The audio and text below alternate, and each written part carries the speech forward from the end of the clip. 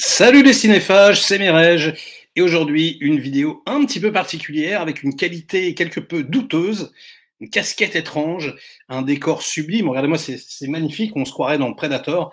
Oui, je suis en vacances, mais j'avais prévu et j'avais prévenu que j'allais faire une petite critique de Mission Impossible Dead Reckoning, car je suis méga fan de la franchise.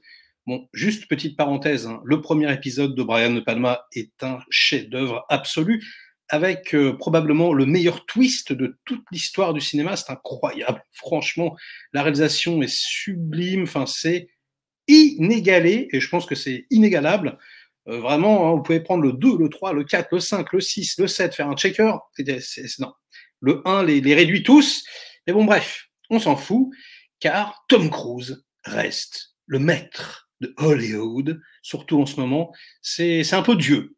Dieu existe, voilà, même si c'est un extraterrestre, et c'est Tom Cruise. Alors, bah ouais, c'est mortel, ça déchire.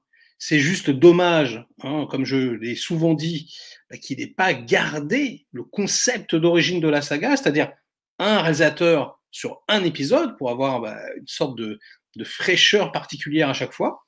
Là, il a décidé de prendre son mec, parce que pour moi, ce sont deux amants. Je l'ai toujours dit, je le pense, et je trouve ça très cool. Du coup, travailler en couple, c'est sympa, sauf que c'est un petit peu redondant, j'ai envie de vous dire. Et le 5 était génial, franchement, j'ai adoré. Le 6, que tout le monde a trouvé sublime, moi, j'ai commencé à me dire que c'était un petit peu chiant, enfin voilà. Et là, bon, c'est pas parfait, c'est-à-dire que, surtout, encore une fois, si on compare au premier, il y a vraiment des petites choses qui vont pas, notamment dans la réalisation. C'est marrant parce que justement, il y a Kittredge qui revient, et donc on a ces mêmes plans des accès un petit peu au début pendant la conversation. You never see me very upset. Sauf que là, c'est pas De Palma, et ça se sent direct. Et en fait, on sent que artificiellement, vu que c'est une longue scène de dialogue pour exposer un petit peu la problématique du film, il va changer de plan constamment, mais de façon un petit peu aléatoire. Et le montage, c'est-à-dire le dialogue entre les deux personnages, il se répond plus ou moins bizarrement. Alors que dans le De Palma, c'est dommage, là je suis en vacances, je peux pas vous mettre d'extrait, mais souvenez-vous, la scène de l'aquarium, donc filmée pareil en des accès, un petit peu en contre-plongée, enfin beaucoup même, c'était parfait, le découpage était parfait, tout était nickel. Là, on sent que c'est un petit peu de l'esbrouf, que ils vont vous monter ça un petit peu pour aller divertir le spectateur, pour pas qu'il s'ennuie trop, etc. Bon. On va dire que je chipote parce que globalement, quand même, c'est très bien réalisé. Franchement, ça va. Ça manque donc, à mon sens, de narration visuelle, mais je veux dire, c'est quand même de la haute tenue, on va pas se mentir. Surtout que 80%, 90% des trucs qu'on voit à l'écran, c'est du practical, c'est en dur, c'est shooté vraiment avec les acteurs dans les bagnoles. On a une course-poursuite qui est juste exceptionnelle, vraiment. En plus, on fait évoluer les personnages où il y a de la drôlerie, ils sont attachés avec des menottes, un petit peu à la Jackie Chan, comme ça, donc il se passe des péripéties. Elle est au volant, puis ils font une roulade, et puis hop, l'autre se retrouve au volant. Enfin, c'est assez marrant. Et tout ça, c'est vraiment de haute tenue. Ce que j'ai particulièrement apprécié également, c'est le côté très très simple de l'histoire. Franchement, en gros, ils recherchent une clé et c'est tout. Et ça va à 100 à l'heure. Et en fait, c'est ça pendant tout le film. Et ça m'a fait du bien parce qu'il y en a un peu ras-le-bol. Je l'ai déjà dit beaucoup de fois également, mais de ces films tarabiscotés comme ça où on a un scénario surtout d'espionnage. Là, je repense au dernier Fast and Furious. Voilà, on a des intrigues qui se mélangent, des trucs, des machins, des twists à deux balles. Là, au moins, c'est simple, c'est limpide, ça va à toute berzingue, on s'ennuie pas, c'est excellent. Et puis, alors, je vais faire une petite section spoiler, j'improvise, pendant que je fais la vidéo. Donc, si vous ne voulez rien savoir, fuyez, pauvre fou, mais en même temps, je vais spoiler vite fait. Je ne vais pas vraiment parler de l'histoire, je vais plutôt parler de ce que j'ai ressenti avec le fameux antagoniste. le fameux antagoniste qui n'en est pas un finalement, hein, puisque c'est une intelligence artificielle. Et en fait, pour moi, hein, cette entité, comme il l'appelle, euh, c'est le réalisateur, c'est le scénariste. Et j'ai vraiment eu cette sensation-là. Hein, vous savez, il y a des pièces comme ça, hein, que j'aime beaucoup, les personnages en quête d'auteur, etc. Où là, on a vraiment l'impression que c'est le scénariste qui est tout puissant et qui contrôle les persos. Voilà, on a l'impression que c'est des personnages qui sont finalement privés de libre arbitre, vraiment, parce que l'IA, elle prévoit absolument tout. Voilà, hein, par exemple la clé qui va tomber au pied du méchant, etc. Qui va se faire canner ou pas, enfin voilà. Et c'est franchement ultra rafraîchissant, ultra intéressant. Déjà parce que nous, en tant que spectateurs, ça nous met une énorme pression. On sait absolument pas ce qui va se passer, et quand on l'apprend, on se dit que c'est inéluctable. Donc c'est quand même assez cool.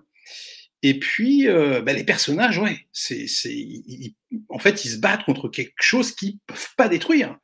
Et du coup, c'est assez cool d'avoir fait ça, quoi.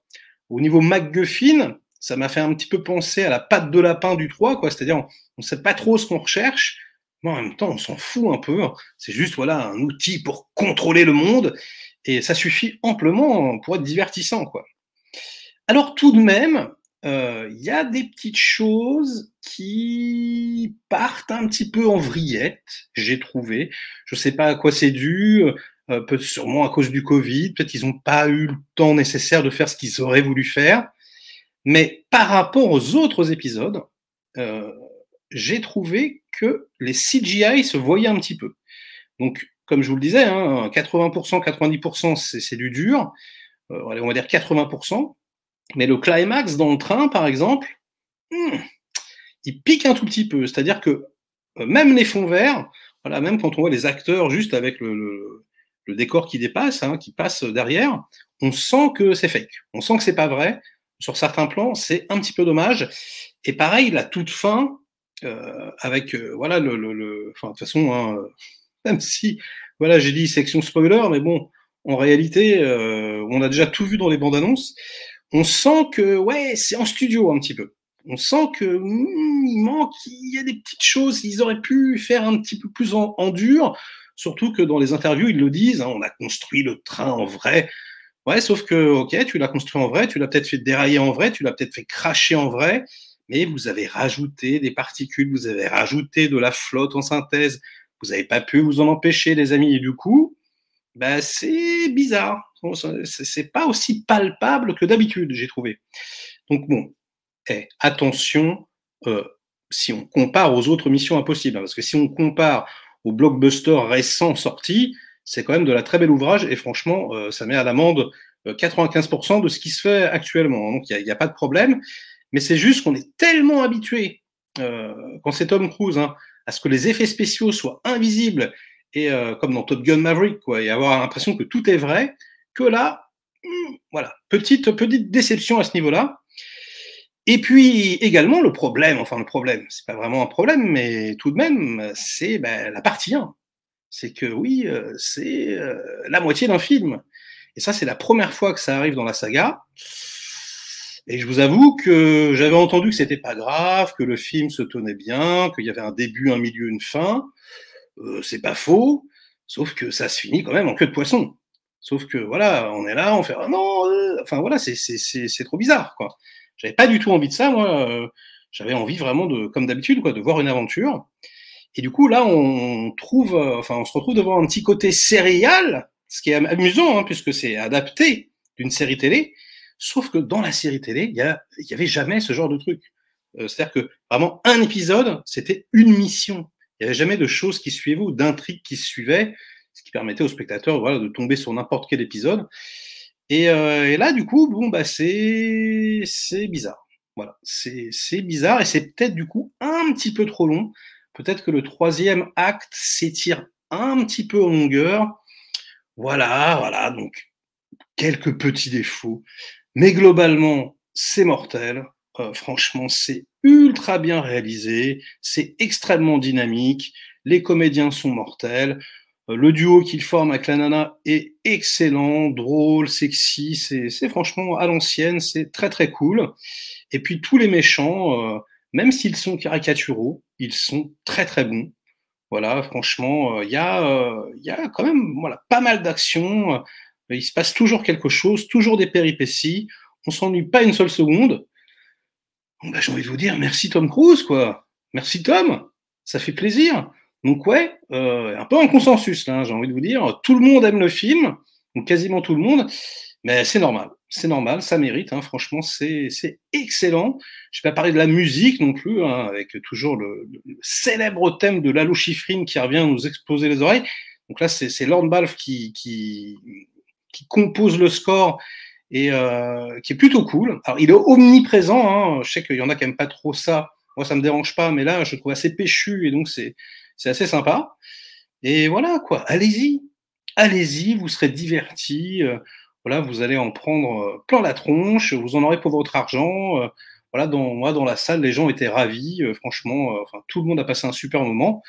Donc, voilà, qu'est-ce que vous voulez que je vous dise? Quand Hollywood, c'est ça, ben, ça fait du bien. Et sur ces bonnes paroles, bah, ce sera la fin de cette vidéo, hein, voilà, dans ce décor un petit peu étrange. Et bah, sans générique, voilà, sans photo, sans rien, c'est comme ça. Bref, j'avais prévenu. Et on fera du coup un petit live très bientôt. Et ben voilà, hein, vous savez ce qu'il vous reste à faire, inondez-moi de commentaires, etc., hein, pour faire marcher le petit robot YouTube. Et nous, on se retrouve très vite pour de prochaines aventures. Ciao!